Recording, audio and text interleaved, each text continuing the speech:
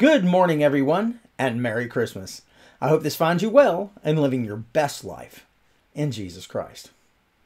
I was talking to one of my wife's relatives recently who was justifiably upset about COVID preventing the family from getting together for Christmas. I mean, this, like most Christmas traditions, is a long-standing one, going back well before Nancy and I were married. Many families have similar traditions that go back generations, and it's quite upsetting to have anything interfere with them.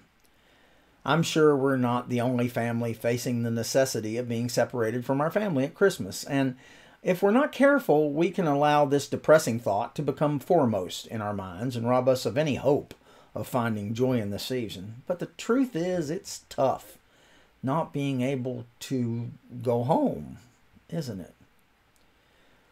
Family and home are two very basic parts of what we are. Any psychologist will tell you that. And the two are invariably linked in our minds and hearts to the point where the idea of being homeless for most people is really terrifying.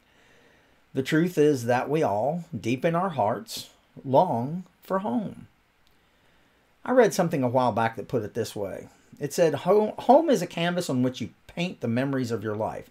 It isn't how elaborate the house that you live in that makes it a home. It's who lives there and the love that turns that house into a home. It reminded me of this plaque I saw on vacation a few years ago that pretty much said it all. It said, your house is built of wooden beams, but your home is built of love and dreams.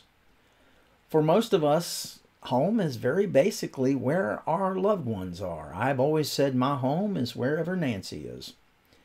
Abraham Lincoln said that going home is the end of all journeys. This is why the thought of not being home for Christmas is so difficult. You know, Jesus said in Matthew 8:20, foxes have holes and the birds of the air have nests, but the Son of Man has nowhere to lay his head. You know, I read that and I get a sense of longing.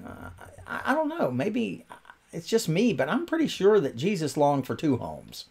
One here on earth and one in heaven. Though I do have a suspicion that when he was here on earth, when Jesus thought of home, it was probably a humble home in Nazareth where, no matter what, he knew he was always going to be welcome. Let's face it, nothing makes a home like family, does it?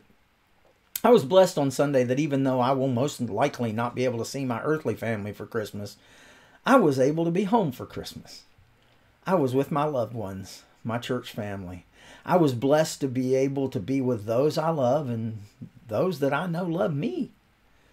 We were able to be with our Father in a place where we know that we are always welcome. And you know what?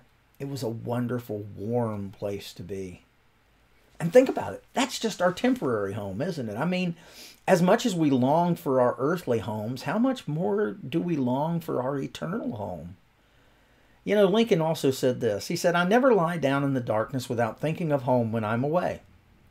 I think I see the point of the whole thing. It isn't the place or the furniture that makes it a home, but the love and peace that's in it. There must be another home somewhere to go to after we have broken the last camp down here. Going home. It's the end of all journeys. It's the one miraculous gift.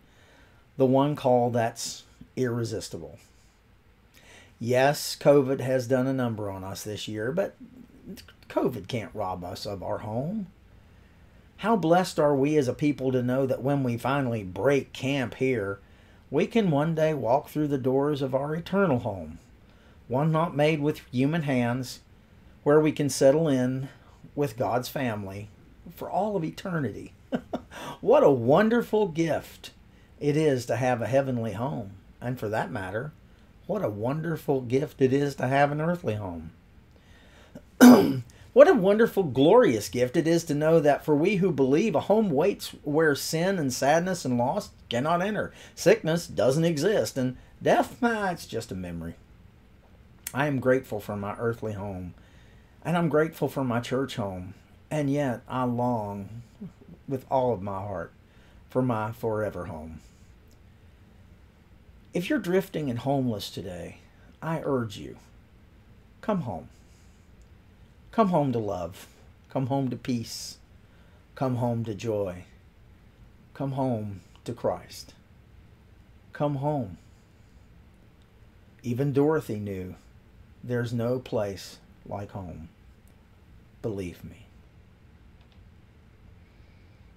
I hope you make today a terrific day. I want you to know that I'm here if you need me. And I love you all.